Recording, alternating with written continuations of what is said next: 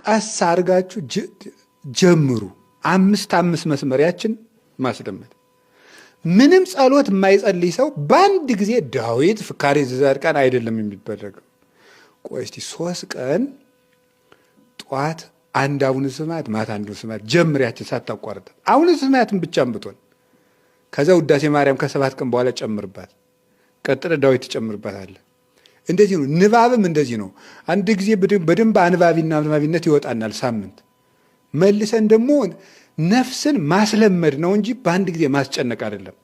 ማስለመድ ከትንሽ ሰከንዷ ተጠራቅማ ምን ሆነች ላይ ያልኳችሁ